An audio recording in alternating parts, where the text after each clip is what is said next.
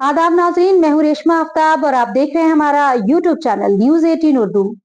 आपसे हम एक बार फिर से रूबरू हैं और हम आपसे रूबरू होकर आज कुछ खास बातें करेंगे और बात भी होगी जम्मू कश्मीर की। आज हम बात करेंगे जम्मू कश्मीर असेंबली के पहले इजलास की। कश्मीर में इतने सालों बाद जमहूरी निजाम अमल में आने के बाद आज का दिन कश्मीर के लिए जहां एक तरफ खास रहा, वहीं दूसरी तरफ ये हंगामेदार भी रहा और 5 दिन चलने वाले इस इजलास में अवाम को पहले ही दिन असेंबली में काफी कुछ देखने को मिला। आज नौमंतखब हुकूमत की जानिब से असेंबली इजलास बुलाया गया। इजलास शुरू हुआ, उसके बाद सबसे पहले अब्दुल रहीम राथर को जम्मू कश्मीर असेंबली का स्पीकर चुन लिया गया। अब्दुल रहीम राथर चरार शरीफ से 7 बार के एमएलए हैं। हालांकि हिज़्ब इख्तिलाफ ने इस ओहदे के लिए इंतखाब न लड़ने का फैसला किया था। वो इससे कबल 2002 से 2008 तक जम्मू कश्मीर असेंबली में हिज़्ब इख्तिलाफ के लीडर भी रह चुके हैं। वो रियासत के वज़ीर मालियात के ओहदे पर भी फाइज रह चुके हैं। इस बीच ऐवान में इजलास के दौरान हंगामा भी हुआ। जम्मू कश्मीर में 6 साल बाद असेंबली इजलास की आज शुरुआत हुई।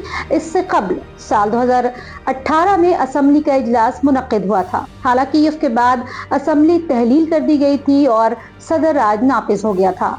खैर, हम बात कर रहे थे आज के हंगामे की। तो पीडीपी रुकन असेंबली वहीदुर रहमान पर्रा ने ऐवान में जम्मू कश्मीर में फिर से आर्टिकल 370 बहाल करने और कश्मीर को रियासत का दर्जा बहाल करने की तजवीज अचानक पेश कर दी। वहीं की तजवीज ने ऐवान का माहौल गर्म कर दिया और पीडीपी रुकन असेंबली की तजवीज पर ऐवान में हंगामा शुरू हो गया और बीजेपी के अरकान असेंबली ने जबरदस्त हंगामा किया। हंगामा इतना बढ़ा कि मार्शल को बीच में कूदना पड़ा और हंगामे को खत्म कराने की कोशिश भी करनी पड़ी। आपको याद दिलाते चलें कि असेंबली इंतखाब के दौरान पीडीपी के मंशूर में रियासत का दर्जा बहाल करने के साथ साथ आर्टिकल 370 को बहाल करने का वादा किया गया था।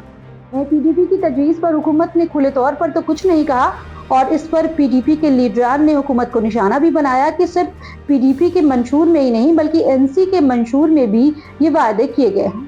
इस पर जबानी और जवाबी हमला करते हुए एनसी लीडरान का कहना है कि हुकूमत आईनी तरीके से इन मामलों को हल करेगी, लेकिन क्योंकि पीडीपी को हीरोगिरी करनी थी इसीलिए इस तरह की तजवीज पेश की।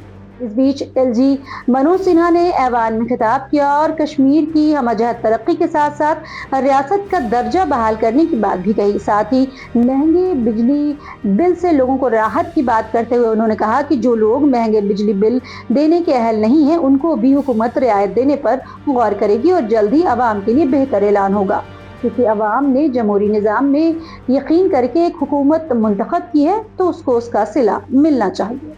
इन सब के बीच ऐवान में पीडीपी की तजवीज पेश करने से एक नई बहस का आगाज हो गया है और अब फिर से कश्मीर को रियासत के दर्जे की मांग के साथ साथ आर्टिकल 370 के दोबारा निफाज पर सियासी पार्टियां खासकर बरसर इख्तिदार एनसी, पीडीपी और बीजेपी में जुबानी जंग तेज हो गई है।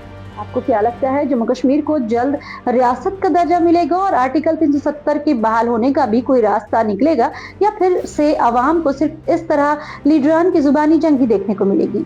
अभी तो इजलास का पहला ही दिन था। आइंदा 4 दिनों में हमें और आपको क्या देखने को मिलेगा ये तो वक्त बताएगा। आप अपनी राय से हमें नवाजना न भूलें और देखते रहें हमारा चैनल न्यूज़ 18 उर्दू और मुझे दें इजाजत। खुदा हाफिज।